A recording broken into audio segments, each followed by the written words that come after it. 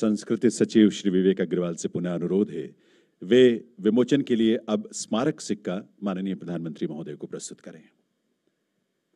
100 वर्षों की यात्रा को समर्पित